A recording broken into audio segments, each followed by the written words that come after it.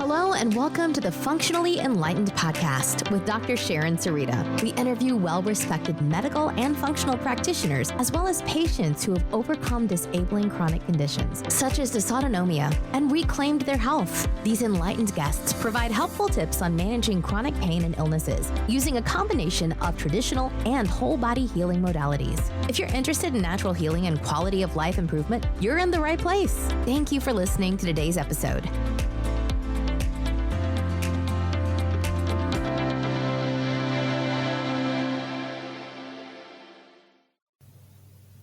Hello, everyone.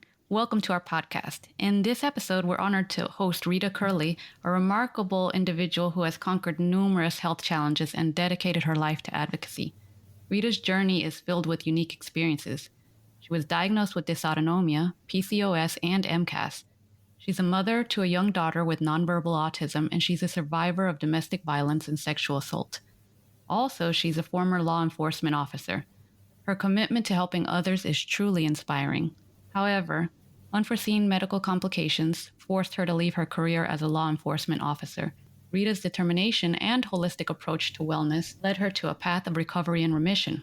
In sharing her story, Rita aims to inspire others in the quest for a balanced and healthier life. Rita, we thank you so much for taking some time out this morning to speak with us. We'd like to get to know you a little better, so can you share some more about your personal journey towards your healing? Absolutely. First, I want to thank you, Sharon, for inviting me onto your podcast. I'm a fan of it. It's been helping me in my healing journey, and it's a privilege to be here to have the opportunity to be a part of that movement you're creating right now. So thank you. To say a little more about myself, I'm 38 years old. I'm currently working as a Title IX investigator at a large publicly funded research university in the Northeast. Not only am I a former police officer, but I'm also the wife of a police officer. So it's still very much a part of my daily lifestyle. When I have free time, I enjoy spending that with family and friends outdoors, hiking, pontooning. I love gardening, cooking, reading, writing. Some things I'm trying to get back to from before I fell ill: mountain biking, running, and weightlifting. So I like to stay active and stay connected with people. And I think the hardest part of being as sick as I was that I really had to pull away from that to address what was going on. Mm-hmm. I can imagine with your line of work, in addition to your own illness, the amount of stress you've been under or you were under is probably a huge burden. And can you tell us a little bit about how you felt working and undergoing your own journey to a diagnosis? It was, I want to call it unbearable some days, but that's not true because I did bear it and I made it through. But it really felt very overwhelming some days. And I think a big factor of my getting sick was, or as sick as I got, was that I was so focused on helping other people that I really forgot that if I don't take care of myself, I'm not going to have anything to give. And that's the point that I got to. I just spent it all. And it forced me to step back and change the way that I was operating. So you give and give and give, and you probably didn't expect much in return. I see this often with chronic illness warriors, and that, we're more of givers and we do sacrifice ourselves just for the benefit of others. And there's nothing wrong with that. But as you mentioned, there should be a line that we draw so that we don't allow ourselves to be overburdened with all of the internal and external stressors. In you taking all this in, I'm sure you experienced a wide range of symptoms during you're probably still experiencing some of those symptoms. Yes. However, can you talk to us about how you learned it might have become a chronic condition versus something that could have been tackled by traditional medicine? Yeah, so what I'm learning now, they say hindsight's 20/20. It's so true. I've had these symptoms since I was about 7 years old. My mother passed away from lung cancer when I was 6, and I've learned a lot about the connection between trauma and well-being. And that was probably, what tipped this off in the beginning. And for years, I struggled with severe migraines, fainting, anywhere from having a complete lack of a period to having a period that was 60 days long with hemorrhaging, tachycardia, SVT, vertigo, tinnitus, anything from black spots in my vision to complete blackouts of vision, serious mood swings that really felt like out-of-body experiences that I had no control over. They were really scary. Insomnia, joint and muscle pain, to the point of, taking your breath away. This isn't just an annoying sensation. This is like stops you in your tracks level of pain. Weakness, lack of coordination. At one point, I didn't have the coordination to crack an egg. Fatigue, various bacterial infections, acne, hair loss, hair overgrowth, ulcers, thrush, bruising, extreme weight fluctuations, nausea and vomiting, paleness, and not just, being a pale person in the winter, like to the point where people would comment on it all the time. Extreme sensitivity to cold and heat, blood pooling, confusion, lack of memory, and rashes of all varieties. And I've dealt with those things for the majority of my life. At certain points, they peaked.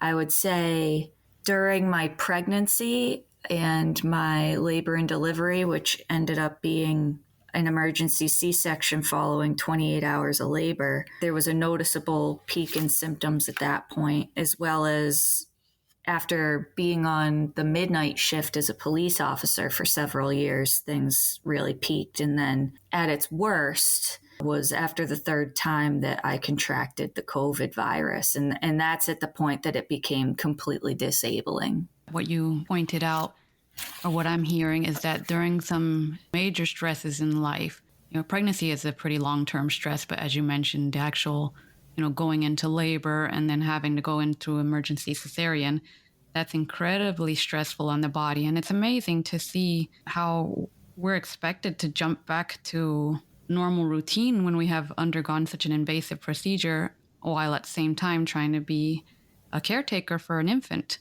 That definitely is a huge stressor. And you mentioned with the job, like I can imagine, maybe I can't imagine, and you can tell us a little bit more of what it was on that side of things. I can imagine from what I've seen on TV shows and whatnot, just even watching those is enough of a stressor on my body.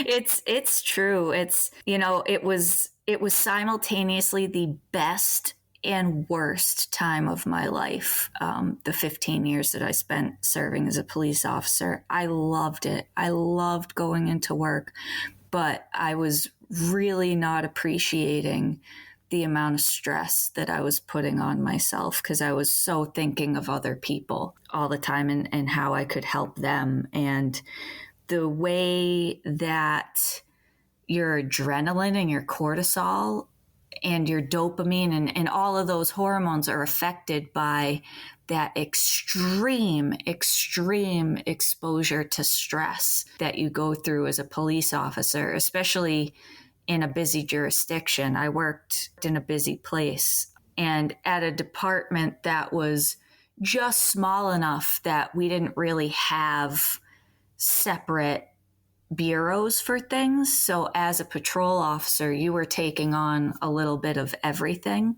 And those constant spikes of, okay, 1 minute I'm sitting here, I'm trying to eat lunch, and now I'm running to, a baby having difficulty breathing. Okay, I took care of that. That's over. Baby's okay. I'm going to go try to get my lunch again. Oh, wait, no, now I'm being called to a car accident. Unknown injuries. You show up there, you take care of business. And it's this day in, day out, year after year exposure. And it compiles, and you can see it when you look around the police department.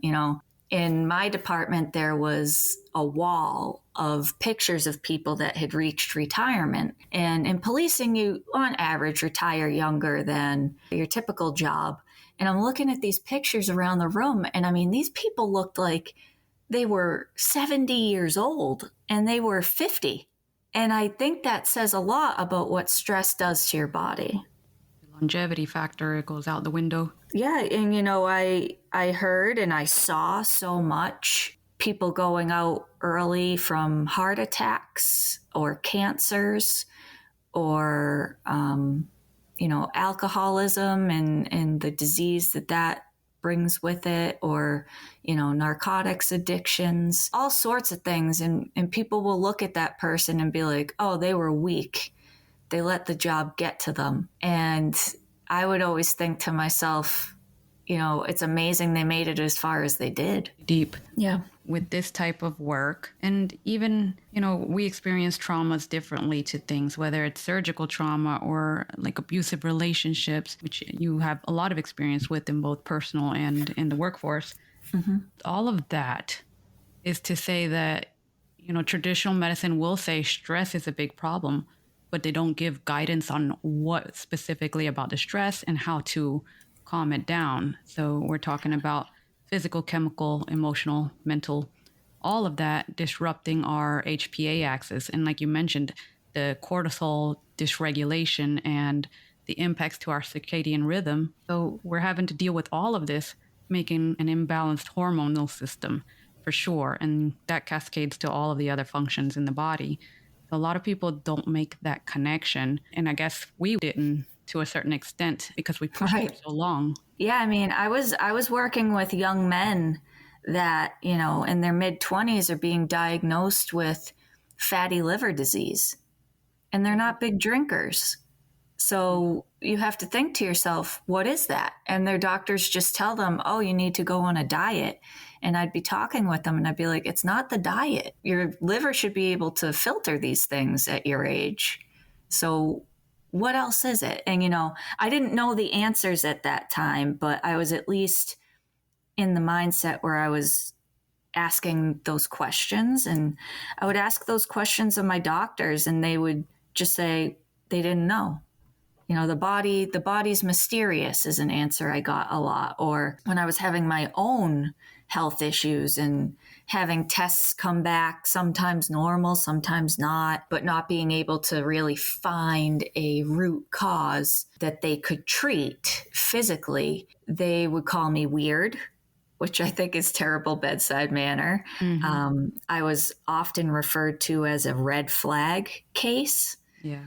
I was told, your circumstances are going to be dire if you don't change something. And I would tell them, I understand that, but you're not telling me what I need to change.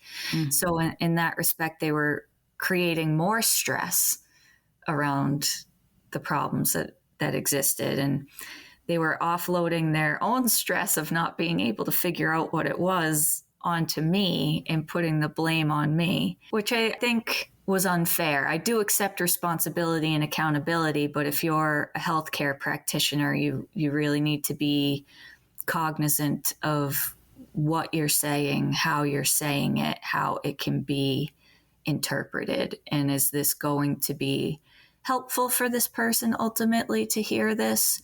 Or am I just creating more stress and fear? Yes. That fear is something that is provoked often when we're shuttled around from specialist to specialist. And I know I've seen well over a dozen, and you've seen a lot. Do you recall approximately how many different specialists you've seen over the years? It's just shy of 20 different types of specialties. But then you think I've seen, 3 to 5 of each of those specialists. So you can imagine how much time I've spent in doctors' offices. Mm-hmm. And that's not even counting the emergency ambulatory trips and the hours that you spend sitting in the ER waiting for your test results to come back to be told, I can look at you and I can see that there's a problem, but if I were to take these results and put them next to a textbook, you're perfectly healthy.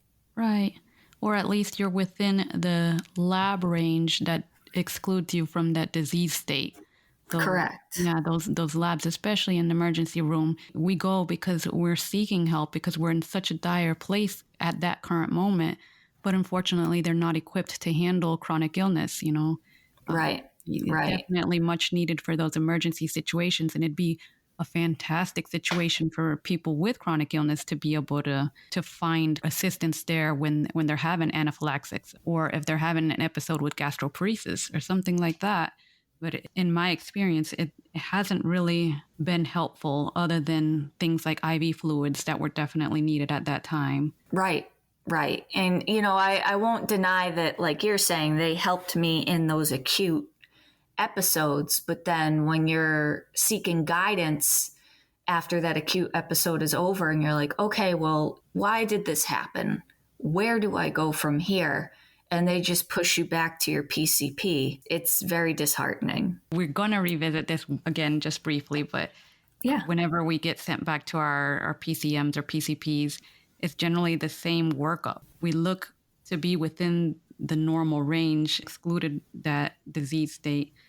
So that does not align with functional lab work. Like in the functional space, we look at the healthy population, and that is the range where we need to try to work with our bodies in different methods like lifestyle and exercise, stress reduction, supplementation as needed to be able to shift more in that direction without specifically treating what we see on the paper. Like right. People with symptoms, and we should be able to tell when things are working.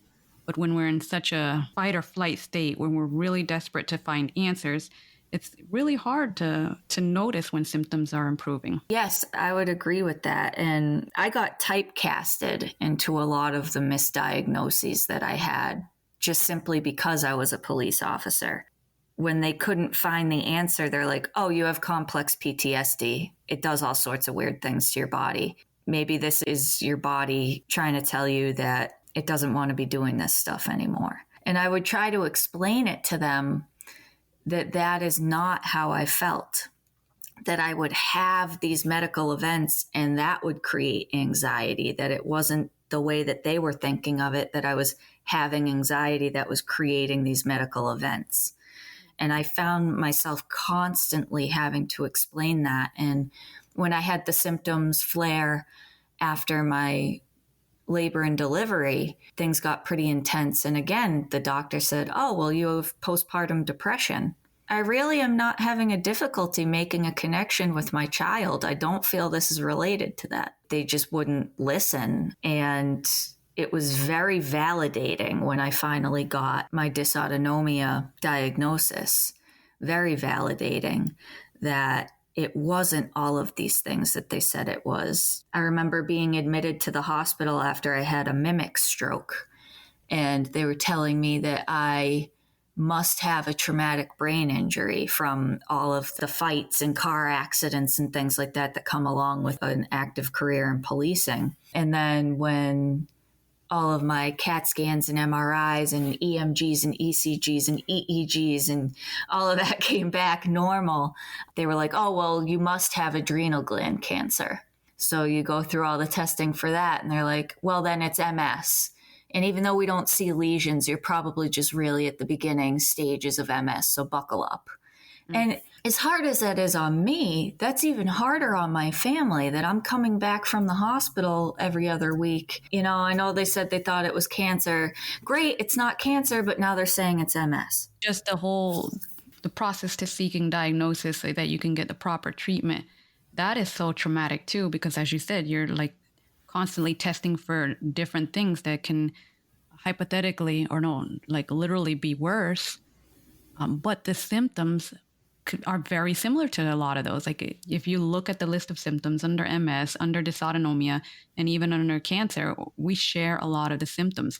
However, with those other conditions, there are treatment protocols that are pretty definitive. There's a lot of research that shows, there can be some improvement here, not necessarily a cure. But for dysautonomia, it's so variable across the board, and there's not enough research. So I'm glad that it's coming to the forefront, especially with, the pandemic, a lot of the cases with long haulers. is what's spurring the research for dysautonomia. And I know that over this past year, you found a lot of improvement. And so could you share with us a little bit about the types of things that you've tried? Maybe you can touch on the Western medicine world that you know did or did not help, and then what you've been doing recently where you've seen a lot more progress. Yeah, for years, I was really just hyper focused on the Western medicine side of things, because that's, how I was raised. You don't feel good to go to the doctor. They give you a pill, you get on with your life. And it just seemed, it didn't seem, it was the fact that the more pills they were trying to shove down my throat, the sicker I was getting. And I really had to step back and take a look at that and say to myself, how many times am I going to do this to myself before I finally take the one pill that, puts me over the edge into an injury? And that was kind of the beginning of me turning towards more holistic wellness. I'd say my entry into holistic wellness was actually talk therapy. And that really opened my mind to understanding how trauma was affecting my physicality. It's funny because I had, obviously with the fields I was working in, I was a very trauma-informed person, and I always understood how it affected other people, and I was incredibly empathetic to that. But I couldn't look in the mirror and tell myself, I love you, I want to take care of you.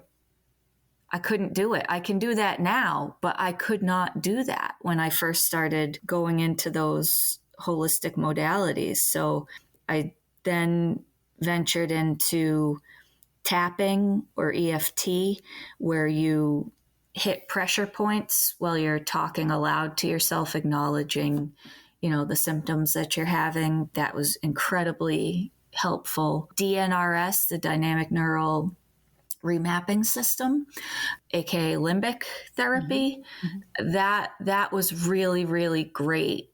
And then, as I had mentioned earlier, reiki therapy. I'd say that those are the four things holistically that have really helped me. Western medicine wise, I do still see my cardiologist, my endocrinologist, and my allergist. But to be completely honest, I almost don't know why I'm seeing them anymore.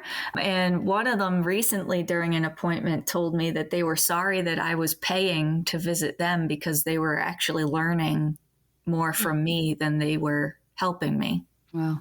And I suppose in a way that's why I keep going, because I want them to see my progress and I want them to see what I'm doing and to take that and suggest it to other people. And I think once you have Western medicine doctors acknowledging this, saying, I can't treat this. Why don't you go see a nutritionist? Maybe you should go talk to a therapist as opposed to a psychiatrist. I got sent to a lot of different psychiatric doctors and methods like EMDR and doctors that wanted to put me on this antidepressant and that antidepressant. And ultimately they made me worse because at the bottom of it, at the crux of all of it, was a hormone imbalance that those medicines were just exacerbating. I can relate a lot with everything you're saying right now. Definitely, I went through very similar process, even with the pharmaceuticals. Yeah, so not that anybody wants to be diagnosed with a chronic illness like dysautonomia. That's daunting in and of itself. But to touch back again and how validating it was that I wasn't losing control of my mind, that, I didn't have cancer or MS, that I have something that is still very misunderstood. And there's a lot of research going into it. And that gave me a lot of hope that, okay, I can keep trying and I'm going to keep trying as long as it takes. And that led me to the Enable Your Healing program with Mary Ruddick that, at the foundation of it, it's nutritional, but it also combines all of these lifestyle practices that you may think to yourself in the moment, like, oh, this is a little silly for me to be doing. I feel silly doing this. But then you realize after a month of doing it, oh, I'm seeing improvement in my sleep. Well, that's huge for my healing. I better keep doing that. Or for me, when I was at the worst point of my disability, I literally couldn't eat. The mast cell activation syndrome was so bad that if I was going to eat, I was on a long-term antihistamine, so I had to take Zyrtec every day, twice a day usually. Pepsid as an acid blocker. I'd have to take Benadryl and I'd have to take Ativan, which people think of Ativan as a psychiatric drug, but really what it is a powerful short-acting antihistamine.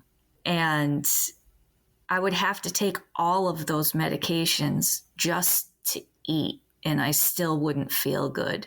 And I got to a point where I barely weighed 100 pounds, and I'm 5'8". And, I call it my previous life. In my previous life as a police officer, I was this tall, strong, 145 pounds, but still a size 2.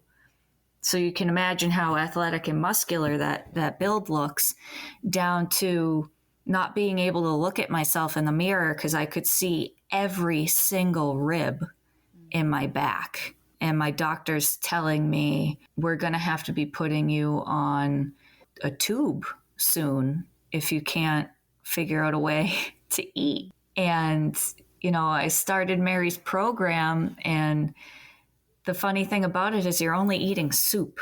I mean, I'm 11 months into it. I still eat only soup all day. And I actually started gaining weight because my body was getting the nutrition that it needed in combination with the lifestyle practices that were calming my nervous system down enough to allow me to absorb that nutrition.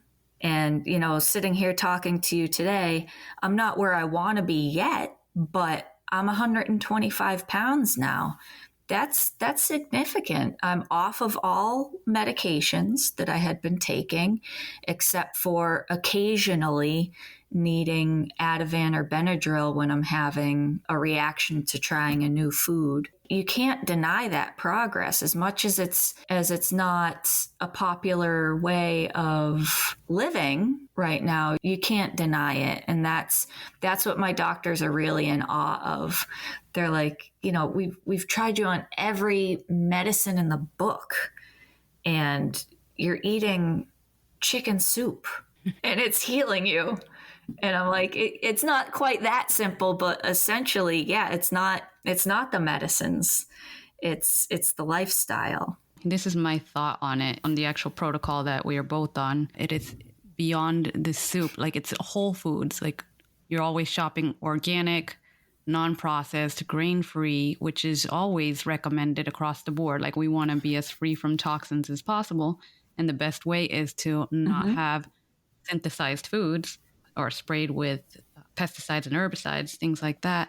But another foundational piece to the diet component of it is, and you might have gone through several diets like I did, but I went through, a completely almost zero fat diet, thinking, okay, I need to eat all just plant. There was a lot of fruit, a lot of variety of vegetables, but it's so nuanced. We can't do a one size fits all. There's so many types of plants that have, I won't call them toxins, but oxalates, and you can say salicylate or salicylate. People like to use either pronunciation, but it's just, we are highly sensitive people.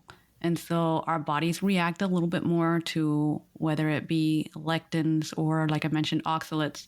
And those are the things that tell us something's off in the body. Not necessarily that something is diseased, but there's an imbalance in there. And so we can't fit the mold of these traditional diets. Going onto this sort of a soup protocol, we also embedded in there a lot of fat. And going through the educational component, it's a ketogenic type diet, and just immersing myself in the studies, I learned how fats are fundamental, along with, we'll say, all the B vitamins, to build those hormones. And so we're back here with the hormonal imbalances that we weren't told traditionally, oh, you need to consume more fats or take in more fats. Like that was never a suggestion to me. So. Right. To go back to the PCOS component of my dysautonomia, for years dealing with amenorrhea and also really heavy menstrual cycles, it was back and forth to this birth control, this hormone replacement therapy.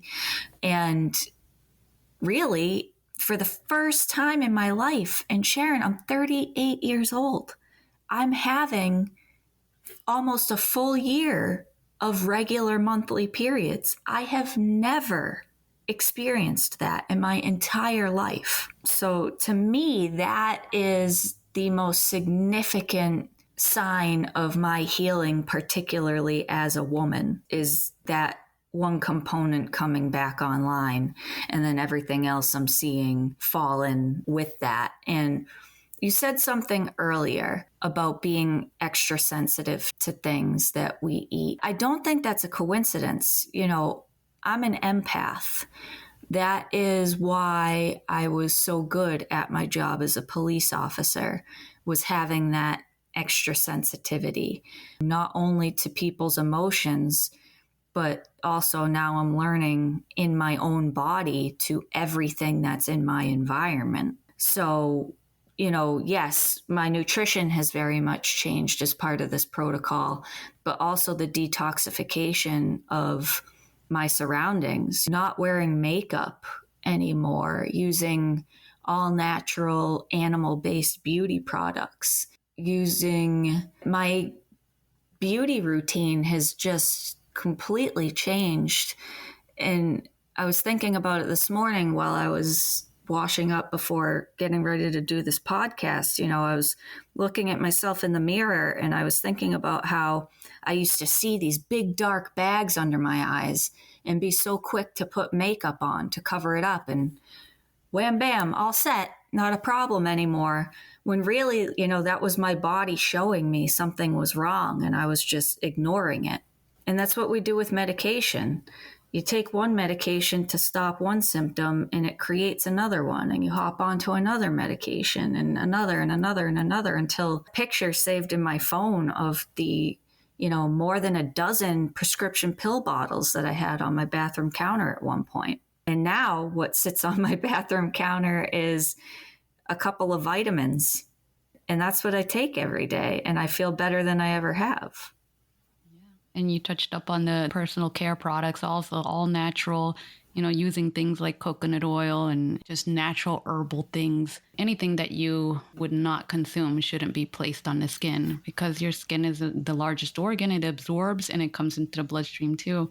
So that's a huge piece too. It's part of lifestyle. Yeah, like never did I think I'd be rubbing beef tallow and goat lotion on myself, and I think I look better now than I did 10 years ago. I'm hopeful that as I continue with this protocol, it's just going to be looking better and better. And I have so many friends, in our age bracket that are turning to things like Botox and things like that. And I was working with a young girl, 23 years old, and she looked at me and she goes, "Do you do Botox?" I was like, "No." She's like, "Your skin looks like mine. How old are you?" And those may seem like rude questions, but like I'm happy to answer them at this point, because like I want to show that young girl, like, I'm almost 40. I've never touched those things. I changed my diet and my lifestyle, and my skin improved with it, and in a permanent way, not in a temporary way that I have to go touch up again in a few months. So that getting those kind of comments from strangers and acquaintances is pretty powerful too. More evidence that's showing you're on the path to healing, the path to recovery from maybe even remission is the word that I'm looking for. That's the goal. Yeah.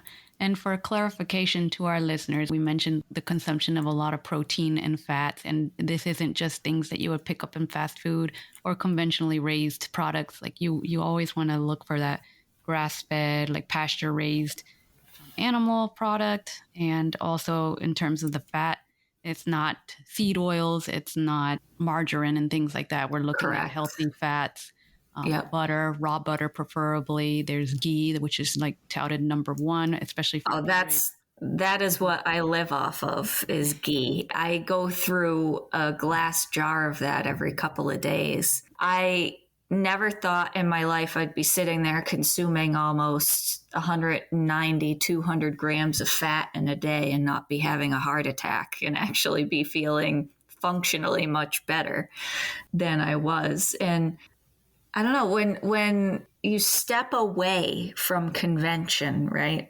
Mm-hmm. And you start to see these improvements, it just causes this ripple effect of opening your mind to all the possibilities of what's out there and wanting to learn more and try more and understand more and be, again, just open-minded to all the different modalities that people are using to get better and understand that there's an infinite amount of approaches out there. And I think the best thing, for those of your listeners that are out there that are spiritually based, I am.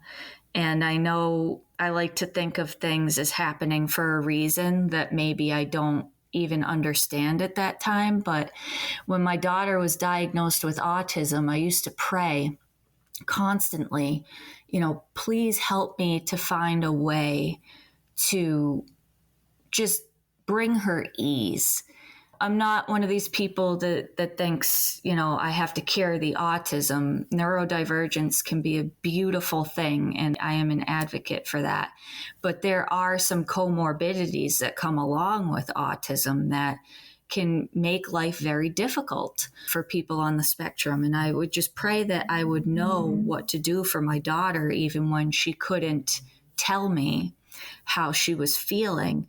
And getting this sick forced me to learn about the nervous system and its connection to the gut and that gut-brain axis. And I've been altering my daughter's diet as much as she'll allow. She's a little bit rigid, but I have seen the improvements in her behavior and her mood, just making a switch to grass-fed or A2, or reducing significantly the glutens and sugars that she's consuming. And she's not on any behavioral medication, which is something that's pretty uncommon from what I've seen. And she's a happy, healthy kid. And I think that we're on this journey together. And in that sense, I don't think that it's an accident that I got as sick as I did. And I'm the type of person that's willing to share these things with other people. So for that reason also, I think that there's a reason. And I've brought this not only to the neurodivergent communities that I work with, but also police officer wellness. I'm obviously still very connected to that community, and I have people coming to me and asking me now to help them with their nutrition. And I'm not a nutritionist, and I always refer them to find a proper practitioner, but it's pretty cool to be able to sit down and have these conversations with these people that, this is what worked for me. And I think it's really going to help reduce your stress and create longevity in your career and your life. Yeah, beautifully said. I do believe that learning as much as possible, advocating for yourself, and definitely thinking outside of the box are all critical pieces to the chronic illness community that's been struggling and looking for answers. Now they know that their health is more in their hands than they were led to believe. And that's not saying that they're going to be cured. Everyone's going to be cured of all of their ailments, but there are a lot of practices that we can take on that might lessen that burden. Yeah, you can make the choice to find joy and gratitude in truly everything that you experience in life. Like I could sit back and be angry at how long it took me to get a diagnosis, but instead I choose to be thankful that I ruled out so many other things, that I had that opportunity to do that, and everything that I learned from that. And if there's only room for you to add one thing to your lifestyle every day, my advice would be a gratitude journal. It was something I was introduced to through the program that we're in, and it's probably the thing that I've been most consistent with throughout this process. And every single day, the first thing that I do when I wake up is I write at least a couple of pages worth of not general things that I'm thankful for, not just like, oh, the health and wellness of my friends and family. Certainly you can write about that, but really specific, articulable things like the way that I was able to hop out of bed this morning without any pain in my back like I used to have. How beautiful the sunrise was as I opened up my window shade this morning.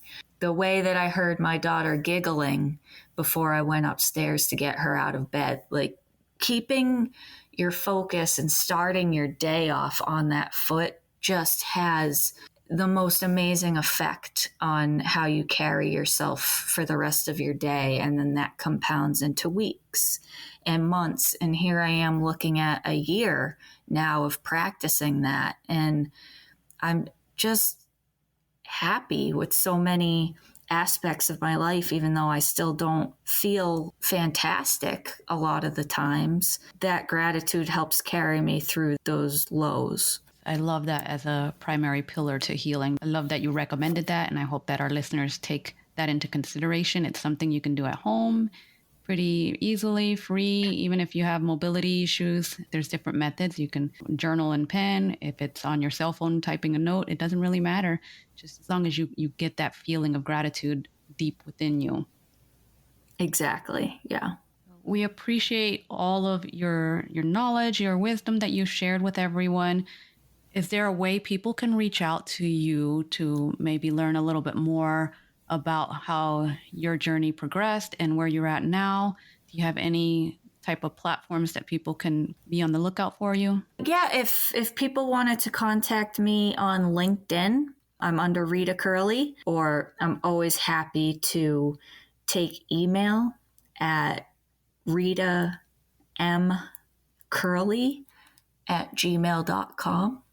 And that's M as in Marie. And, I would just ask that if you're going to send an email, just let me know that it's in relation to dysautonomia or lifestyle things, so I can help to filter it out from the other work emails that I get. Right. Perfect. And we'll attach that to the show notes for those of you who might want a little bit more information.